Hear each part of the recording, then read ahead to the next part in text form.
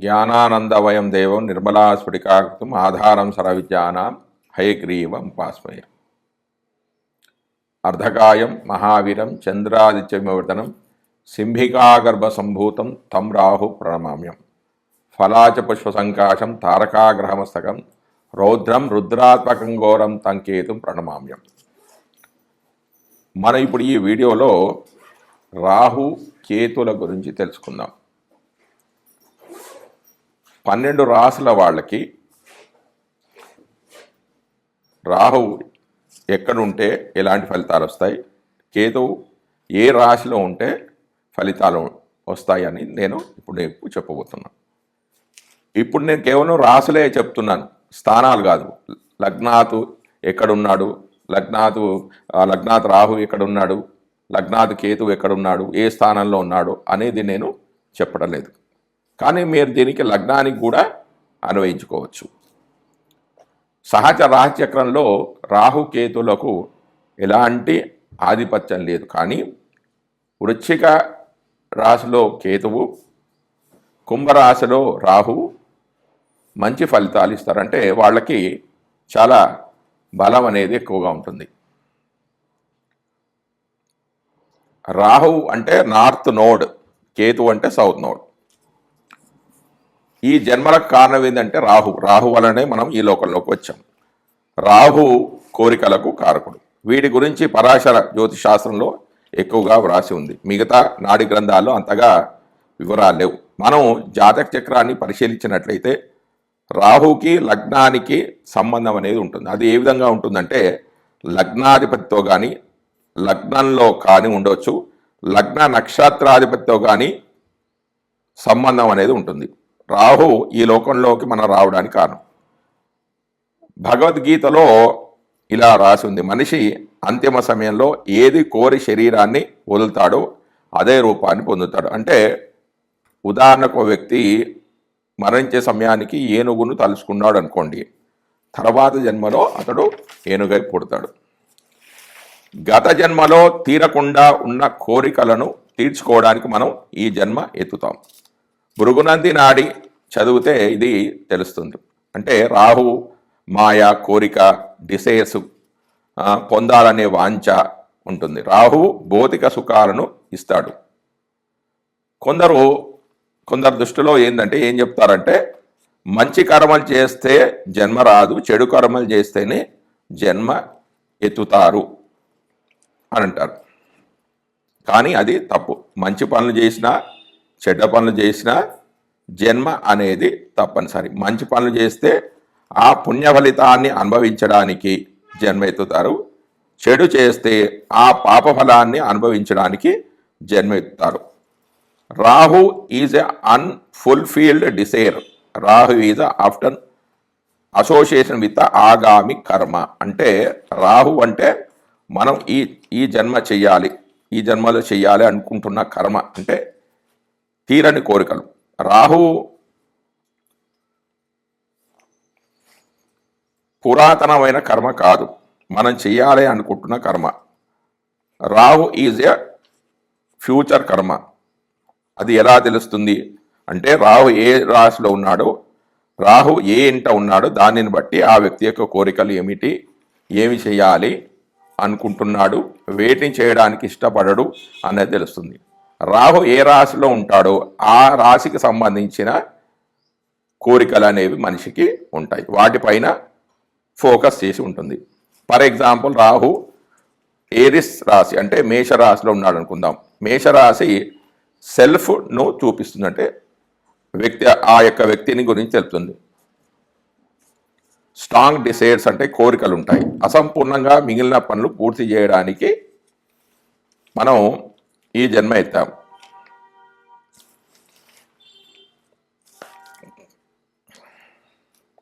కాలపురుష చక్రంలో మేషరాశి అనేది మొదటి రాశి.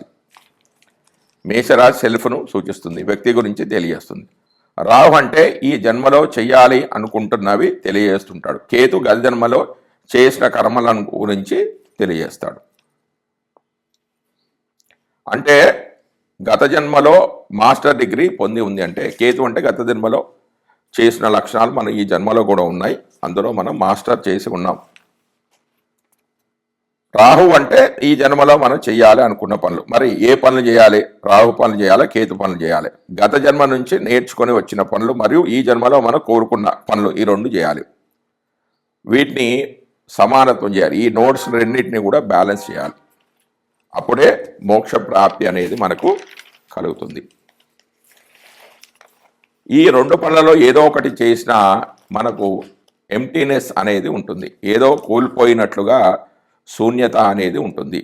ఇక కేతు గురించి తెలుసుకుందాం. కేతు అంటే సౌత్ నోడ్, స్పిరిచువల్ గ్రోత్ను చూపిస్తుంది, ఆధ్యాత్మిక అభివృద్ధిని తెలుపుతుంది. కేతు అంటే గత జన్మలో నేర్చుకొని ఉన్నది, మనలో ఆల్రెడీ ఉన్న లక్షణాలు. ఇవి గత జన్మలోనే నేర్చుకొని ఉన్నాం, అందులో మాస్టర్ డిగ్రీ పొంది ఉన్నాం, గతంలోనే వాటిని అనుభవించి ఉన్నాం, తెలుసుకొని ఉన్నాం. కాబట్టి వాటి పట్ల శ్రద్ధ, ఇష్టత అనేది తక్కువగా ఉంటుంది. Rahu means attachment, Ketu means detachment. Ketu అంటే గత జన్మలోనే నేర్చుకొని ఉన్న వాటిని ఇప్పుడు చేయబుద్ధి కాదు. ఒక పనిని 10 సార్లు చేసి 11వ సారి చేయాలంటే బోరు కొడుతుంది కదా. ఎగ్జాంపుల్, ఒక సినిమా 10 సార్లు చూస్తే ఏ విధంగా బోరు కొడుతుందో ఆ విధంగా కేతువు పనులు అంటే హిడెన్ టాలెంట్, వీటిని చేయబుద్ధి కాదు. రాహు నూతన ఆవిష్కరణలను, ఆ నూతనమైన ఆవిష్కరణలు అంటే ఇష్టం. మరి ఏది ఉత్తమం? రాహు కాదు, కేతు కాదు, రెండింటినీ కూడా బ్యాలెన్స్ అనేది చేయాలి. కేతు అంటే సంచిత కర్మ, అంటే అక్యుములేటెడ్ కర్మ అంట. దీన్ని అక్యుములేటెడ్ కర్మ సూచించింది. మంచి చేయాలా, చెడు చేయాలా అంటే రెండింటిని చేయాలి, రెండింటిని బ్యాలెన్సింగ్ చేయాలి. అప్పుడు అది మోక్ష ప్రాప్తికి కారణమవుతుంది. కానీ మనకు ఫస్ట్ ఏం వస్తాయో అవి చేస్తూ ఉండాలి. కానీ అక్కడి నుంచి మనకు సంతృప్తి అనేది లభించదు. జీన్ థియరీ, శిశువు జన్మించినప్పుడు 50% తండ్రి నుంచి 50% తల్లి నుంచి వస్తాయి, ఆ పోలికలు అనేవి వస్తాయి. మరి వారికి అంటే తండ్రి అంటే సన్, తల్లి అంటే మూన్ అంటే చంద్రుడు, సన్ అంటే రవి, మూన్ అంటే చంద్రుడు. మరి వాళ్ళకి ఎక్కడి నుంచి వచ్చాయి అంటే వాళ్ళ తల్లిదండ్రుల నుంచి. అంటే వ్యక్తి యొక్క వాళ్ళ నానమ్మ తాతయ్యల నుంచి వస్తాయి. నాన్న వాళ్ళ నాన్న అంటే రాహువు, నాన్న వాళ్ళ అమ్మ అన్న కూడా రాహువే, అమ్మ వాళ్ళ అమ్మ అంటే కేతువు, అమ్మ వాళ్ళ నాన్న అంటే కూడా కేతువే వస్తాయి. అంటే వ్యక్తి జాతకంలో రవిచంద్రులకు ప్రాముఖ్యత అనేది ఉంది. వ్యక్తి యొక్క లక్షణాలు, పోలికలలో రాహుకేతువులకు రవిచంద్రులకు ముఖ్యమైన పాత్ర అనేది ఉంది అని చెప్పవచ్చు. అంటే 25% చొప్పున రవి, చంద్ర, రాహుకేతువుల ప్రభావం అనేది వ్యక్తి యొక్క పోలికల్లో ఉంటుంది. అంటే ఇలాంటి పోలికలు అనేవి ఉంటాయి. రాహుకేతు యాక్సిస్, రాహుకేతు వివిధ రాశిలో ఉంటే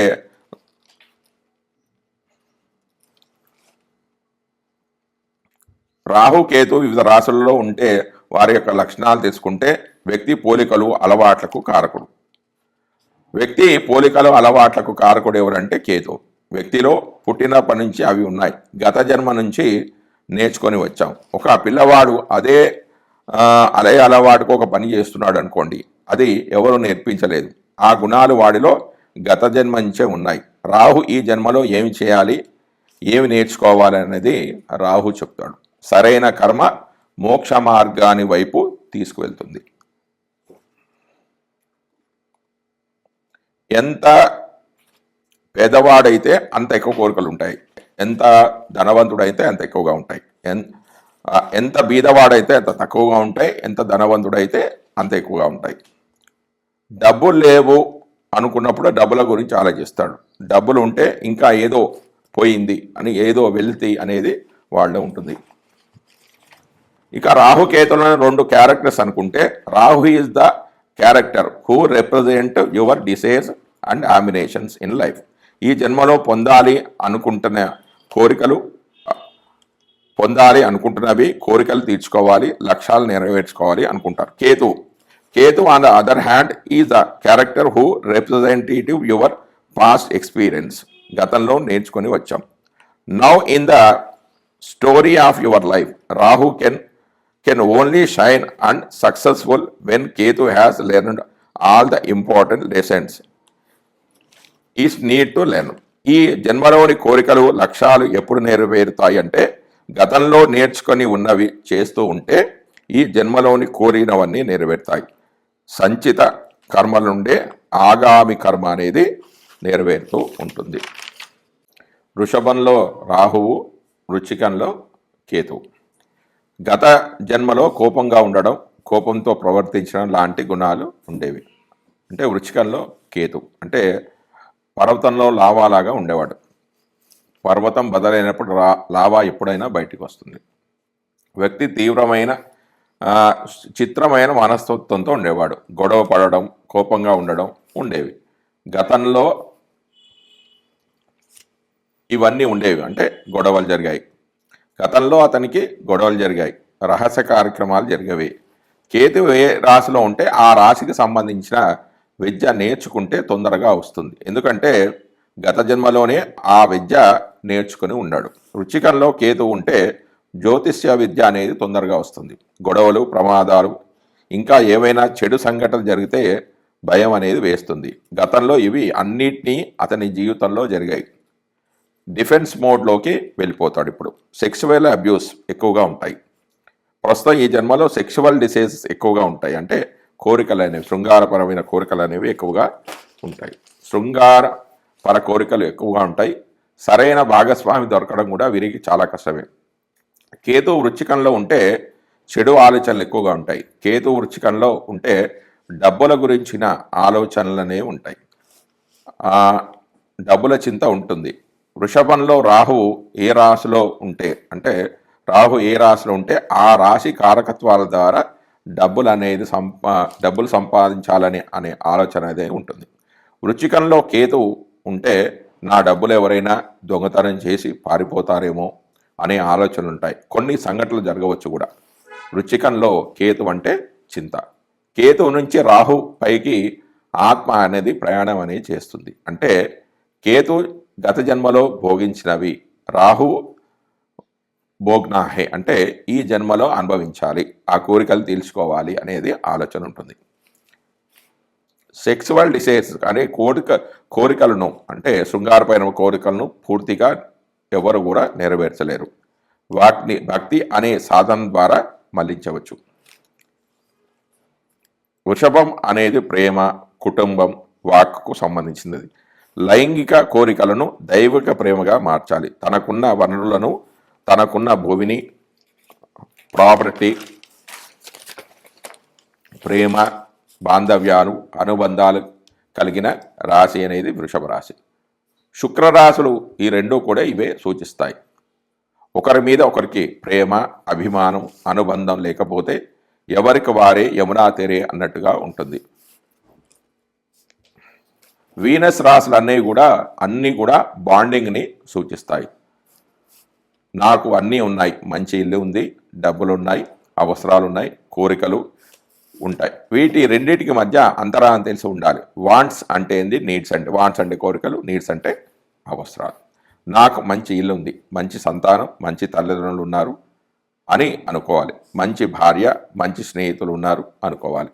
నీడ్స్ కేతు, వాంట్స్ అంటే రాహు, ఇలా అనుకోవడం. ఆత్మ కేతువు నుంచి రాహు వైపు ప్రయాణం అనేది చేస్తుంది. వృషభ రాహు అంటే స్థానికుడు ఇంద్రియాల ద్వారా కాకుండా హృదయం నుంచి, మనసు నుంచి ప్రేమ, అనురాగాన్ని కలిగి ఉంటాడు. వారికి ప్రేమ, అసూయ, సంకోచం అనేది ఉంటాయి. వారికి సృజనాత్మక